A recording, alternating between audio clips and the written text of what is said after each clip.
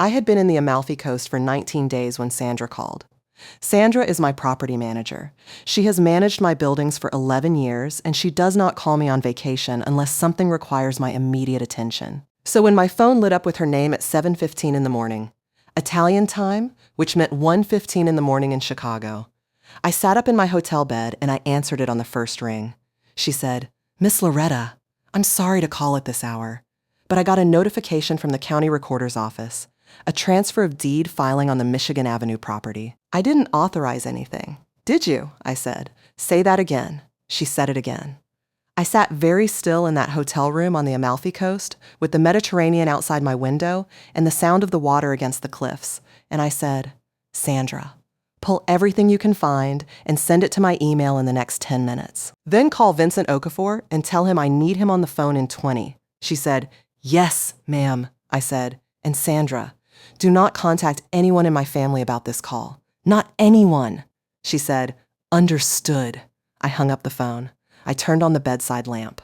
And I sat in that light for a moment, just a moment, thinking about the only people who had access to my home, my filing cabinet, and the knowledge of where I kept my legal documents. Then I opened my laptop. What I found in the next 20 minutes changed the final 4 days of my vacation from rest to preparation. I did not panic. I have not panicked since 1987, when my first commercial kitchen caught fire at 2 in the morning, and I put it out myself with a fire extinguisher and called the insurance company before I called the fire department. Panic is a luxury for people who have not been through enough. I have been through enough.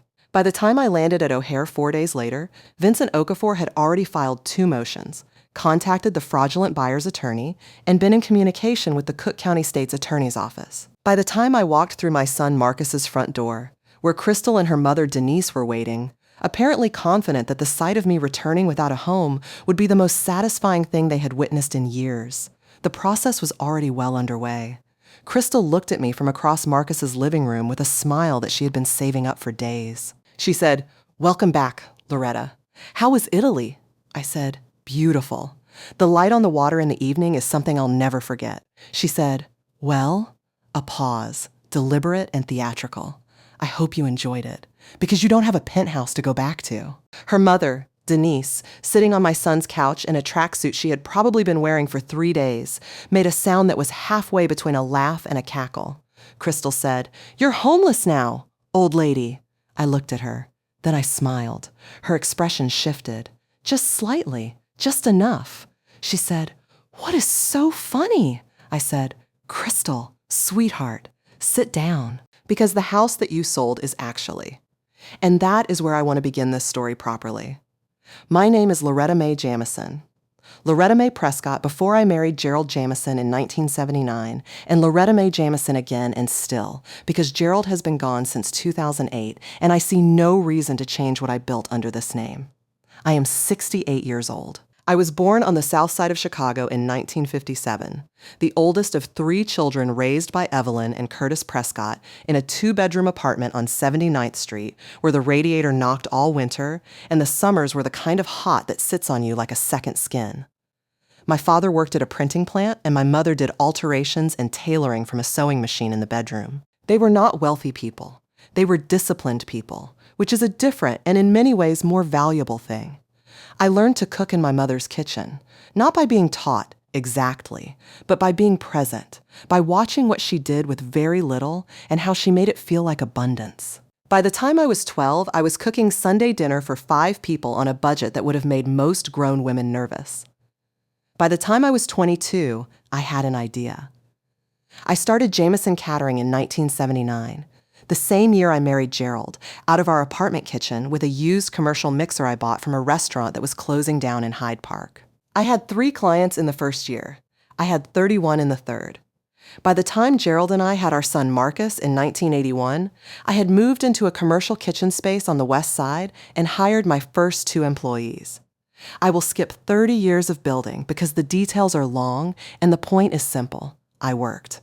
I worked with the specific relentlessness of a woman who knows that nothing is coming to save her if she doesn't save herself, who knows that the world does not make exceptions for Black women who want things, and who must therefore build the exception herself. I built Jamison Catering into a full-service events and hospitality company with 12 employees, a commissary kitchen, and contracts with 4 downtown Chicago hotels. I sold the company in 2019 for a number that I will not say out loud because my mother raised me not to discuss figures in public, but which was enough to retire completely and well. The penthouse at 980 North Michigan Avenue was my retirement gift to myself. I purchased it in 2020, 42nd floor, 3 bedrooms, 2.5 baths, floor-to-ceiling windows on the lakeside, with a view of Lake Michigan that I have never once taken for granted and that I stood at every single morning with my coffee and thought, Loretta, you built this. I paid $2.85 million for it, in cash, from the proceeds of the company's sale, and I titled it under Jameson Legacy Properties, LLC.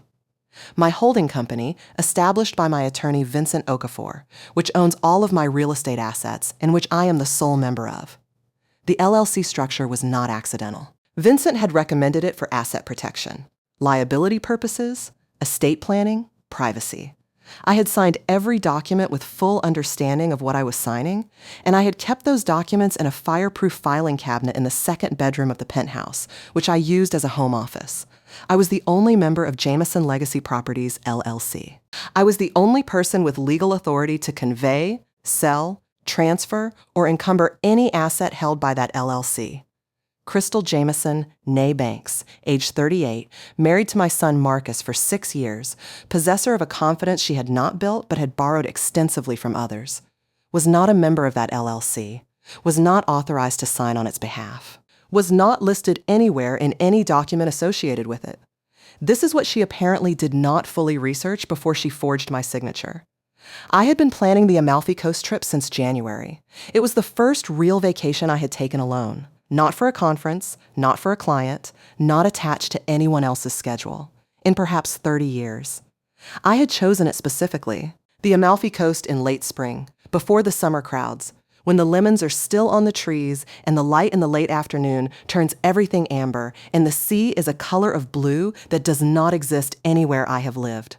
I told my family I was going. I told Marcus over dinner in March. I do Sunday dinners when I can, though Crystal's consistent failure to cook anything and her general air of doing Marcus a favor by showing up had reduced my enthusiasm for the ritual.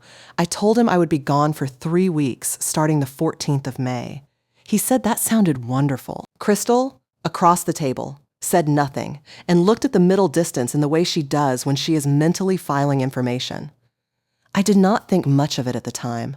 I flew to Naples, transferred to a car to Positano, and checked into a hotel built into the cliffside with a terrace over the water. I had brought 4 books and a journal, and absolutely no agenda beyond eating well, sleeping long, and watching the sea.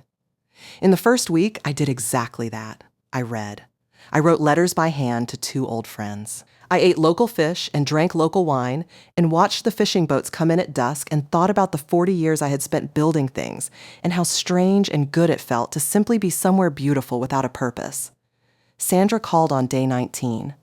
What she had found and what she forwarded to my email in the 10 minutes I had asked for was a recorded deed transfer. A conveyance of the penthouse unit at 980 North Michigan Avenue from Jameson Legacy Properties, LLC, to a buyer named Derek Hollis for the sum of $1,100,000. Signed, according to the document, by Loretta M. Jameson as managing member of Jameson Legacy Properties, LLC. Notarized by a notary public whose stamp I did not recognize. I had signed no such document. I had spoken to no buyer. I had received no proceeds. I had authorized nothing. The property, my penthouse, my home, had been sold while I was eating pasta and watching fishing boats for $1.1 million, less than 40% of its appraised value. Vincent Okafor picked up on the second ring when Sandra called him, because Vincent is the kind of attorney who has been doing this long enough to know that when your major client's property manager calls at 1:30 in the morning, you answer. He was on the phone with me within 5 minutes of my call to Sandra. He listened without interrupting while I described what I was looking at. When I finished, he said, "Loretta, this is forgery. This is fraud. Whoever signed your name on that conveyance committed a federal crime and a state crime simultaneously." I said, "I know." He said, "Do you have any idea who did this?" I said, "I have a very clear idea." He said, "Tell me," I told him. He was quiet for a moment. Then he said, "All right, here is what we do. I'm going to file a lis pendens on the property tonight. That puts the world on notice that there's a legal dispute on this title, and it freezes the buyer from doing anything with it. Then I'm going to contact the state's attorney's office first thing in the morning. And I need you to stay calm and stay in Italy until your scheduled return. Because if you come back early, it signals urgency, and I want the other side to believe, for as long as possible, that you don't know. I said, my return flight is in 4 days. He said, perfect. Enjoy your last 4 days in Italy, Loretta. I will handle everything from here. You come home to a situation that is already in motion. I said, Vincent, the buyer, Derek Hollis. Can you find out who he is to Crystal Banks Bradford? He said, I will have that for you by morning. He did. Derek Hollis was Crystal's former coworker at a real estate firm she had worked at briefly in 2021. He had purchased the $2.85 million penthouse for $1.1 million, a figure that was either the product of enormous greed or a prearrangement, and which in either case would shortly become someone else's problem. I finished my last 4 days in Italy. I ate well. I slept. I stood on my terrace in the mornings with coffee, and I watched the sea. And I prepared myself for what I was going to walk into when I landed in Chicago.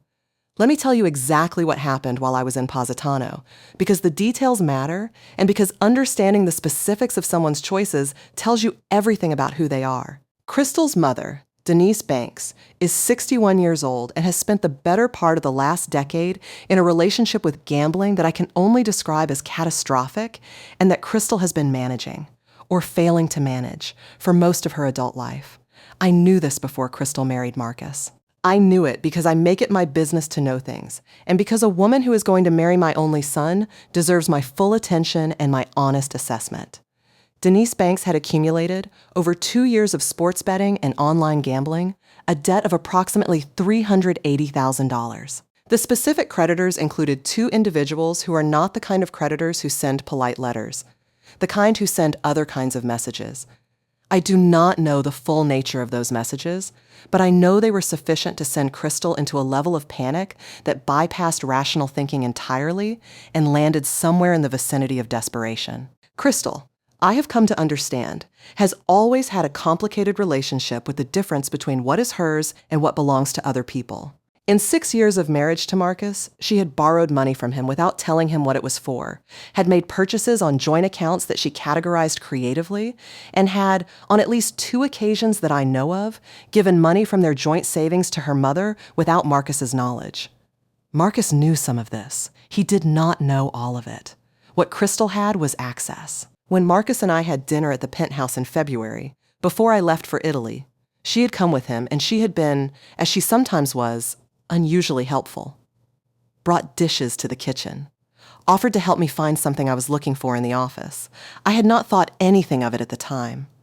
I think now that she was looking at the filing cabinet and thinking. At some point in the week after I left for Italy, Crystal went to the Penthouse. She had a key.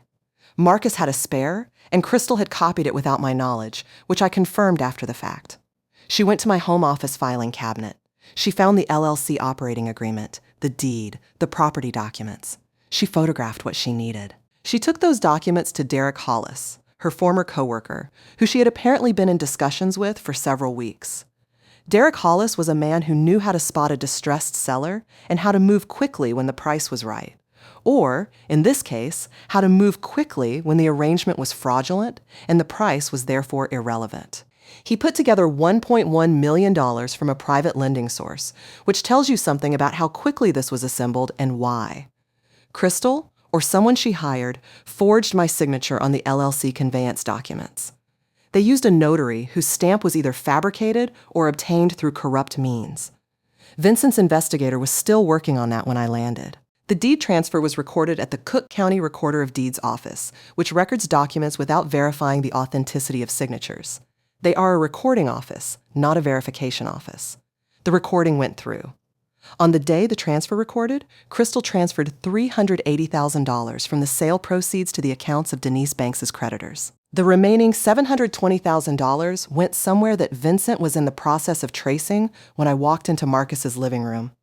Denise Banks's debt was cleared. Crystal apparently believed that the sale was done, the money was moved, and that by the time I returned from Italy, the situation would be, if not legal, at least complete. that reversing a recorded real estate transaction would be too complicated and too expensive for me to pursue, and that I would be too old or too tired or too beaten down by the loss to fight it. She did not know me very well. Marcus picked me up from O'Hare. He was warm and easy the way he always is when he has not done something wrong. My son has always been transparent, which has been both his greatest strength and his greatest vulnerability, because it means the people around him can read him clearly while he is sometimes slow to read them. In the car on the way from the airport, he talked about the month while I was gone. Work, a trip he and Crystal had taken to visit friends in Atlanta, a dinner with his old college roommate. He was relaxed. He did not know what had happened. This told me that Crystal had not told him. I filed that away. I had decided, on the flight home, that I would not tell Marcus what I knew before I walked into the house. I wanted to see the scene as it had been arranged for me. I wanted to see what Crystal had set up and what she expected my reaction to be. This was important information. We pulled up to his house in Lincoln Park. Crystal's car was in the drive. Denise Banks's car was behind it, a newer model than the last time I had seen it, which was interesting. And when we walked through the front door, I smelled something cooking, which surprised me because Crystal's domestic participation has always been selective. The living room was arranged as though for an audience. Crystal was seated in the chair facing the door. Denise was on the couch. There was a bottle of wine open on the coffee table. They had been waiting. Crystal looked at me with the smile I described to you earlier, the one she had been saving. She said, "Welcome back, Loretta. How was Italy?" The conversation that followed, I have already told you. What I want to tell you now is what happened in the room after I said, "Sit down." Because the house that you sold is actually. Crystal's smile shifted from triumphant to uncertain. She stayed standing. I said, "Still mine." Denise made a sound. I said, "The conveyance that was recorded last week is fraudulent. The signature on the LLC transfer documents is not my signature. The notarization is false. My attorney filed a lis pendens on the property 11 days ago, which means the buyer cannot convey, mortgage, or do anything with that unit until the legal matter is resolved. And the legal matter, Crystal, I need you to hear this clearly, is not a civil dispute. It is a criminal matter," Crystal said. "You can't prove." I said, "I can." Vincent has the original documents with my actual signature for comparison. He has surveillance footage from my building showing you entering with a key during the week I was in Italy. He has phone records between you and Derek Hollis going back 6 weeks before the sale. And he has the financial trail of the $380,000 that went to your mother's creditors within 48 hours of the closing. The room was very quiet. Marcus said, "What?" He had been standing in the doorway between the entry hall and the living room. I had not looked at him directly since we came in. I had been watching Crystal. Now I looked at him. He was looking at his wife. He said, "Crystal, what did you do?" She said, "Marcus." He said, "What did you do?" Denise stood up from the couch and said something about how family takes care of family and debts don't wait, and she didn't see why everyone was being so dramatic. I looked at her and she sat back down. I said, "Marcus, I need you to listen to me. This is not your fault. You did not know. What happens next is not your responsibility, except in one respect, which I will tell you about shortly. Right now, I need you to understand the full picture." I told him the full picture. All of it. The forged documents, the LLC, the buyer, the $380,000, the $720,000 still being traced, the lis pendens, the state's attorney's office.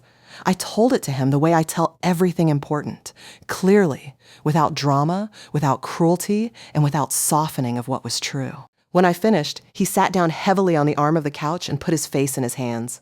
Crystal said, "It wasn't supposed to go this far." I said, "Crystal, I need you to stop talking without an attorney present." She looked at me. I said, "I am not saying that to help you. I am saying it because whatever you say in this room right now can be used in the proceedings that are coming, and I would rather the record be clean than complicated by something you said in this living room on a Tuesday evening. Get an attorney. Get one tonight." She stared at me. I said, "That is the last advice I will ever give you." I want to tell you about Vincent Okafor because I think understanding what a good attorney does in a situation like this will help you if you ever find yourself in one. Vincent is 63 years old. He came to Chicago from Lagos in 1985 to attend law school at Northwestern and never left, which is the kind of decision Chicago makes easy in the summer and that you question in February. He has been practicing real estate and commercial law for 35 years. He has seen fraud in most of its forms. He is not easily rattled, and he is not easily stalled, which are the two most important qualities in an attorney facing a situation with a ticking clock. In the 11 days between Sandra's call and my return, Vincent had accomplished the following. He had filed the lis pendens on the property, which, as I mentioned, froze the buyer from doing anything with the unit. This was the most time-sensitive step. If Derek Hollis had been able to take out a mortgage on the property or convey it again before the lis pendens was recorded, the situation would have been significantly more complicated. The lis pendens went in within 18 hours of Sandra's call. He had retained a forensic document examiner, a woman named Dr. Patricia Wendell, who testifies regularly in federal and state courts in the Seventh Circuit, to compare the signature on the LLC conveyance documents to my genuine signature on file in my attorney's records. Dr. Wendell's preliminary assessment delivered within 4 days. The signatures were not made by the same person. The forged signature showed specific characteristics: pen pressure inconsistencies, letter formation variations, baseline drift. That distinguished it clearly from my actual hand. He had obtained the surveillance footage from my building. The building at 980 North Michigan has a full camera system at all entry points, in the elevator lobbies, and in the hallways of each floor. The footage showed Crystal entering the building on the morning of May 17th, 3 days after I left for Italy, using a key, taking the elevator to the 42nd floor, entering my unit, and leaving 47 minutes later carrying a tote bag that appeared heavier when she left than when she arrived. This footage was preserved and authenticated. He had subpoenaed phone records, which required the filing of a civil suit, which he had done, naming Crystal Jamison and Derek Hollis as defendants in a fraud action, showing 41 calls and text exchanges between Crystal and Derek Hollis in the 6 weeks preceding the sale. He had been in contact with the Cook County State's Attorney's Office, where a prosecutor named Andrew Lim had been assigned to review the evidence package. Andrew Lim, Vincent told me, was the kind of prosecutor who found real estate fraud particularly satisfying to pursue, having grown up in a family that had been victimized by a predatory mortgage scheme in 2008. He was engaged and moving quickly. He had also, through the civil suit, obtained a temporary restraining order freezing the remaining $720,000 in proceeds that had been deposited into an account in Crystal's name at a bank in Evanston. The money had not been moved. It was sitting, frozen, waiting for the court to decide its disposition. When I sat down with Vincent the morning after I returned from Italy, the day after the living room confrontation, and he walked me through all of this, I said, "Vincent, you did 11 days of work in 11 days. He said, "Loretta, someone stole your home. That tends to accelerate my pace." I said, "What happens now?" He said, "The criminal case moves on its own timeline. That's the state's attorney's office, and we provide evidence and cooperation, but we don't control it. The civil case is ours. I am confident we recover the property. The lis pendens, the forensic evidence, the surveillance footage, and the financial trail give us a very strong case for rescission of the fraudulent conveyance." Derek Hollis's attorney called me yesterday, by the way. I said, "What did he say?" Vincent said. He said his client was unaware, the sale was fraudulent, and that he was prepared to cooperate fully with the rescission in exchange for indemnification for his costs. I said, "Is that believable?" Vincent said, "Loretta, he bought a $2.85 million penthouse for $1.1 million. He either knew something was wrong or he chose not to ask. My instinct is the latter. He saw an opportunity, moved fast, and is now hoping cooperation will limit his exposure. His attorney is smart enough to know that full cooperation is his best position." I said, "Then let him cooperate." Vincent said, "That's what I told him." I am going to tell you how the legal proceedings unfolded over the following 4 months, and I am going to tell it to you plainly, because I think people sometimes believe that justice is slow and uncertain and probably not worth pursuing. I want you to understand that when you have the right attorney, the right documentation, and the right structure protecting your assets, justice can move with a satisfying efficiency. 6 days after I returned from Italy, the Cook County State's Attorney's Office issued an arrest warrant for Crystal Denise Jamison on charges of forgery, identity theft, wire fraud, and theft by deception. The warrant was executed on a Thursday morning at Marcus's house in Lincoln Park by 2 detectives who arrived at 8:15 a.m. while Crystal was still in her robe. I was not there. I did not need to be. Crystal was processed, booked, and released on bond. She hired an attorney, a competent one, Vincent said, though not a brilliant one, and entered a not guilty plea at her arraignment 9 days later. The bond conditions included surrender of her passport and regular check-ins with pretrial services. Denise Banks was interviewed by detectives the following week. She was not charged initially. The case against her was more complex because the question of what she knew and when required more investigation. She retained her own attorney and declined to speak to investigators. The civil case, the rescission of the fraudulent conveyance, moved on a parallel track. Vincent filed a motion for summary judgment, arguing that the evidence of forgery was so clear and uncontested that no reasonable jury could find the conveyance valid. Derek Hollis's attorney filed a statement of non-opposition, confirming that his client would not contest the rescission and would cooperate with the return of the property. The judge, a meticulous woman named the Honorable Claire Adeyemi, scheduled a hearing for 5 weeks out. I attended that hearing. I sat in the courtroom in a navy suit and pearl earrings that Herbert. No, that is a different story. I am thinking of Pearl Montgomery. I sat in the courtroom in a navy suit and the gold earrings I have worn for important occasions since 1995, and I listened to Vincent present the evidence, the forensic comparison, the surveillance footage, the financial trail, and I watched the judge's face as she absorbed it. Judge Adeyemi granted the motion for summary judgment. The fraudulent conveyance was rescinded. The property was returned to Jameson Legacy Properties, LLC, to me. The $720,000 in frozen funds was ordered returned to me as well, offset by Derek Hollis's documented costs, which amounted to $44,000 and which I paid without complaint because it was the cost of a clean resolution. The remaining $380,000, the money that had gone to Denise Banks's creditors, was addressed separately. The court found that those payments, made from the fraudulent proceeds, were recoverable from Crystal as part of the civil damages. They were added to the judgment against her. The total civil judgment against Crystal Jameson, $1,056,000 plus attorney's fees.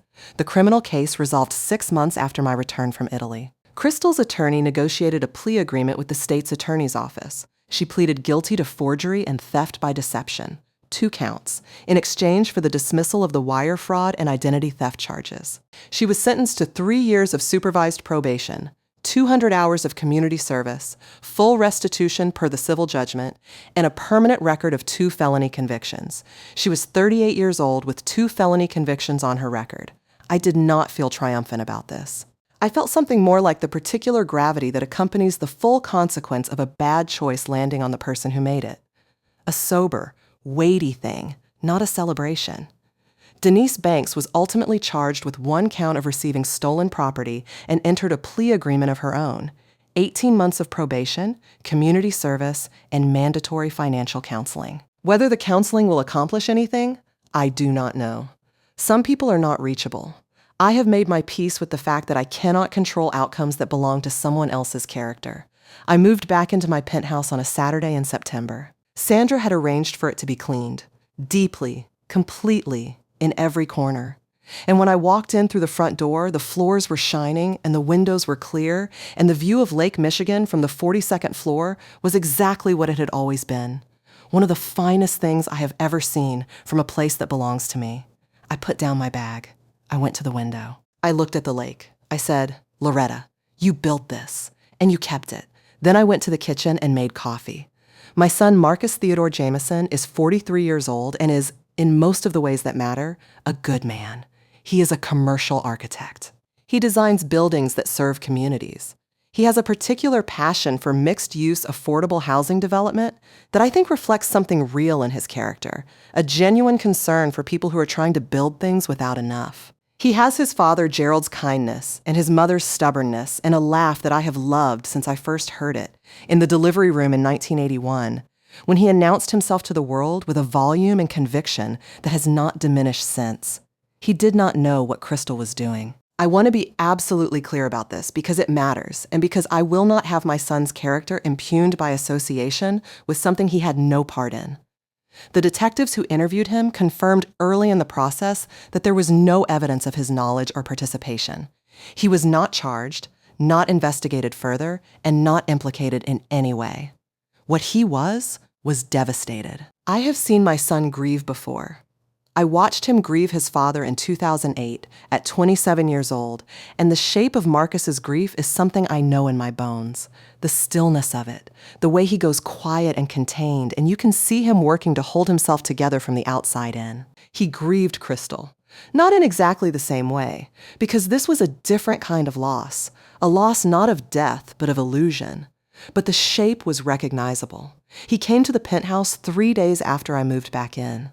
He brought a bottle of wine and the particular expression of a man who is not sure what reception to expect and is showing up anyway, because showing up is what he knows to do when he doesn't know what else to do. I let him in. I poured the wine. We sat in the living room with the lake view, and we were quiet for a while in the way of people who share enough history not to need to fill every silence. He said, "Mama, I'm sorry." I said, "For what? Exactly?" He said, "For bringing her into your life. For not seeing it. I said, "Marcus, stop." He stopped. I said, "You did not know. I have said this clearly, and I am saying it again. You are not responsible for what Crystal chose to do. You are also not required to flagellate yourself for having loved a person who turned out to be different from who you believed she was. That is a common human experience. It is not a character flaw." He said, "I should have known." I said, "Maybe. Maybe there were signs you dismissed or explained away. Probably there were. But knowing a person fully, before they show you who they are in a crisis, that is not always possible. And expecting yourself to have predicted this specific betrayal is not reasonable." He was quiet. I said, "What I want to know is what you want. Not about Crystal. That situation will resolve on its own legal timeline. About you. What do you want your life to look like from here?" He said, "I don't know yet." I said, "That's a fair answer." He said, "I think I need some time." I said, "Take it." He said, "Will you be all right? Really all right?" I said, "Marcus, I am 68 years old. I built a company from a used commercial mixer in a 2-bedroom apartment. I raised you alone for 11 years after your father got sick, and I ran 3 locations without missing a week of work, and I sold that company for enough to buy a penthouse on Michigan Avenue. Someone tried to take it from me while I was on vacation.